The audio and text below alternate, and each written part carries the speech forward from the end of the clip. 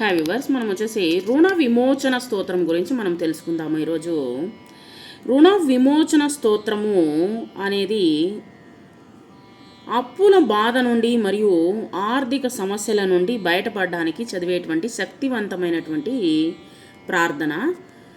ఇప్పుడు సమాజంలో ఎదుర్కొంటున్నటువంటి సమస్య ఇదే. సో ప్రజలు ఎదుర్కొంటున్నటువంటి సమస్యలు, ఆర్థిక ఇబ్బందులతో ఇబ్బంది పడుతూ ఉన్నటువంటి ఈ యొక్క సమస్య నుంచి బయటపడడానికి మనం వచ్చేసి చేసేటువంటి ప్రార్థన రుణ విమోచన గణేష స్తోత్రము. ఇది విఘ్నాలను తొలగించేటువంటి గణేశుణ్ణి ప్రార్థించేటువంటి స్తోత్రం. ఇది అప్పుల బాధలు పోవాలని కోరుకునేటువంటి శ్లోకాలన్నమాట. సరే, దీన్ని చదవడం వలన ఏం జరుగుతుంది అంటే మానసిక ప్రశాంతత, అప్పుల నుండి విముక్తి లభించి ధన ప్రాప్తి అనేటువంటిది కలుగుతుంది. సంపూర్ణ విశ్వాసంతో, సంకల్పంతో మనము మనసులో గట్టి నమ్మకాన్ని ఉంచుకొని పఠించడం వల్ల కేవలము ఆర్థిక రుణాలే కాకుండా పితృరుణాలు, దేవ రుణము వంటి మానసిక మరియు ఆధ్యాత్మిక భావాలు కూడా నుండి మనం వచ్చేసి ఇక్కడ ఉపశమనం అనేటువంటిది కలుగుతుంది. స్మరామి దేవదేవం వక్రతుండం మహాబలం షడక్షరం కృపాసింధుం నమామి రుణముక్తయే. ఈ యొక్క దేవదేవుడైనటువంటి వక్రతుండ మహాగణపతిని ఈ విధంగా ప్రార్థన చేస్తూ ఉన్నాము.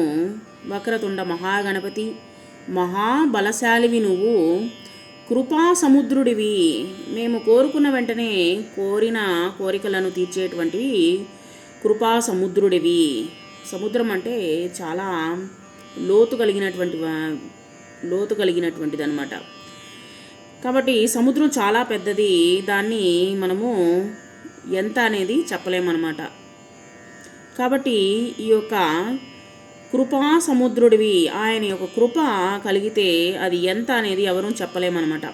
షడక్షర మంత్ర స్వరూపిడివి, ఇక్కడ షడ అక్షరములతో కూడినటువంటి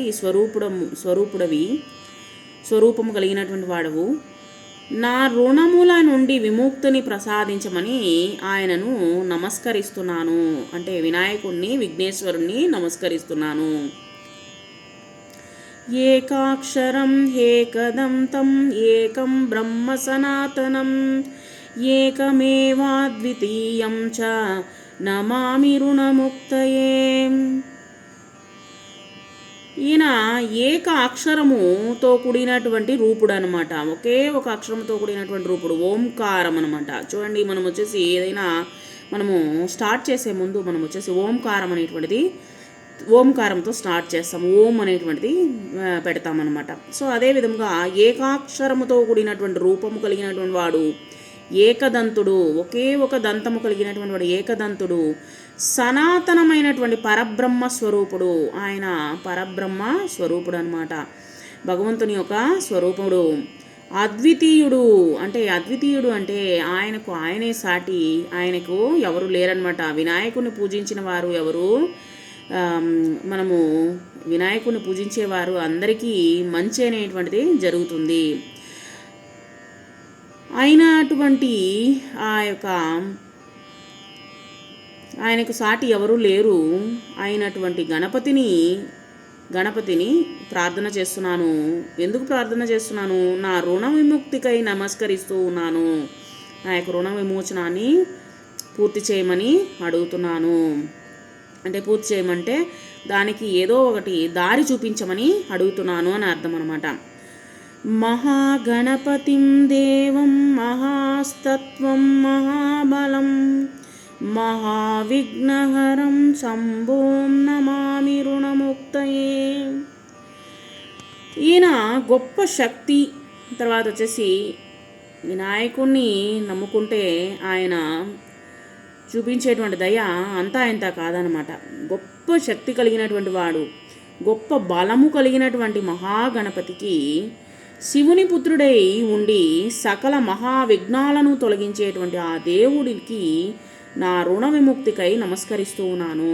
ఆ యొక్క శివుని యొక్క కుమారుడైనటువంటి విఘ్నాలకు మూలమైనటువంటి అంటే విఘ్నాలను తొలగించేటువంటి వినాయకుడు అనమాట. నా యొక్క రుణ విముక్తికై నేను ప్రార్థన చేస్తూ ఉన్నాను.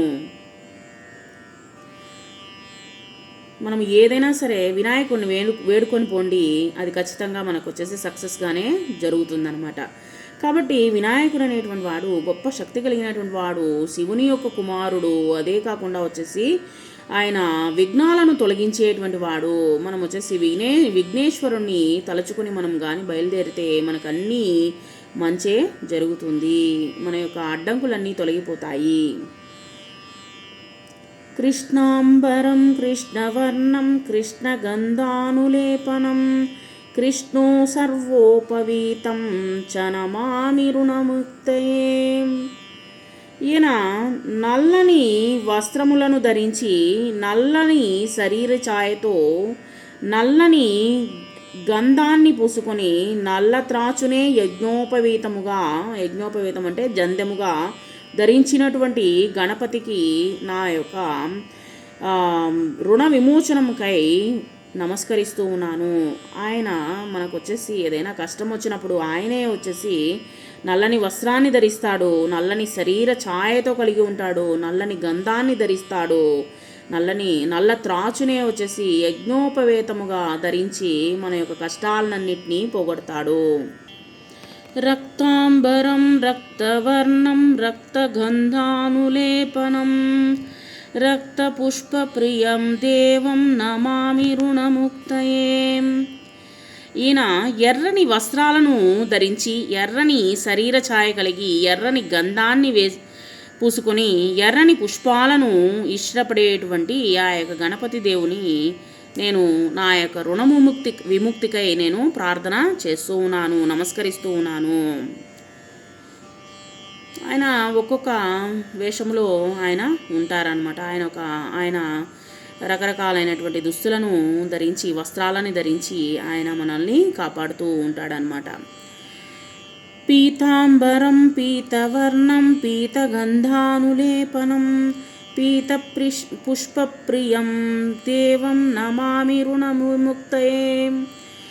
అదే కాకుండా పసుపు రంగు కలిగినటువంటి వస్త్రాలను ధరించి పసుపు ఛాయతో పసుపు గంధాన్ని పూసుకొని పసుపు పచ్చని పూలను ఇష్టపడేటువంటి గణపతికి నా యొక్క రుణ విముక్తికై నేను ప్రార్థన చేయుచున్నాను.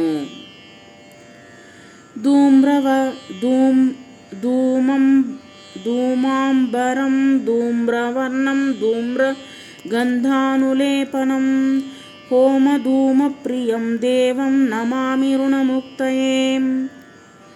ఈయన ధూపముతో కూడినటువంటి బూడిద రంగుతో కూడినటువంటి వస్త్రాలను ధరించి అదే వర్ణము శరీరము కలిగి మరియు గంధాన్ని పూసుకొని యజ్ఞ ధూపమును హోమ ధూపాన్ని ఆయన ఎక్కువగా ఇష్టపడేటువంటి గణపతికి నా రుణ విముక్తికై నమస్కరిస్తూ ఉన్నాను. మామూలుగా వచ్చేసి ఇంట్లో ఏదైనా ఒక గృహప్రవేశము లేకపోతే ఇంట్లో ఒక మంచి ప్రార్థన చేస్తున్నాము, లేకపోతే ఏదైనా వ్రతాన్ని ప్రారంభిస్తున్నాము, లేదా ఏదైనా ఒక పూజని ప్రారంభిస్తున్నాము, మొట్టమొదటి చేసేటువంటి పూజ ఎవరికి? గణపతి దేవునికి అనమాట. కాబట్టి హోమ ధూపాన్ని ఇష్టపడేటువంటి ఆ యొక్క గణపతి దేవుణ్ణి నేను రుణ విమోచనమునకై నేను ప్రార్థన చేస్తూ ఉన్నాను.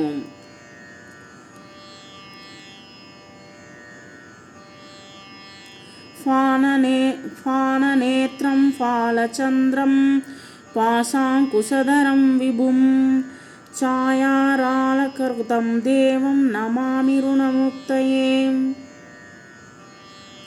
నుదుటిపై మూడవ కన్ను కలిగినటువంటి నుదుటిపై చంద్రుని ధరించినటువంటి వాడు నుదిటిపైన చంద్రుని ధరించి పాసము మరియు అంకుశములను చేతబూని పాసము అంకుశము రెండింటినీ చేతిలో పెట్టుకుని చామరములతో అలంకరించుకున్నటువంటి విభుడైన గణపతికి నా రుణ విముక్తికై నమస్కరిస్తూ ఉన్నాను. ఇక్కడ ఇచ్చినటువంటి అనేకమైనటువంటి పూలతో అలంకరించి మెడలో ధరించి ఉన్నటువంటి ఈ యొక్క విఘ్నేశ్వరునికి నా యొక్క రుణ విముక్తికై నమస్కరిస్తూ ఉన్నాను, ప్రార్థన చేస్తూ ఉన్నాను. ఇదం తృణః స్తోత్రం సంధ్యాయుం యుః పఠేన్నరః షణ్మాసో సాభ్యంతరేణ్యైన రుణముక్తో భవిష్యతి. ఇక్కడ ఈయన రుణాలను హరించేటువంటి ఈ స్తోత్రాన్ని ఈ యొక్క ఎవరైతే సంధ్యా సమయములో కావచ్చు లేదా ఉదయము సాయంత్రము కావచ్చు నిత్యము పఠిస్తూ ఉంటారో వారు ఖచ్చితంగా రుణ విముక్తులు అనేటువంటిది అవుతారు, ఖచ్చితంగా రుణం నుంచి బయటపడతారనమాట. కాబట్టి ఈ యొక్క శ్లోకాన్ని చదవడం వలన మనకు యొక్క రుణ విమోచనము నుంచి మనకు బయటకు చేరవేసేటువంటి మార్గం అన్నమాట ఈ యొక్క రుణ విమోచన గణపతి స్తోత్రము.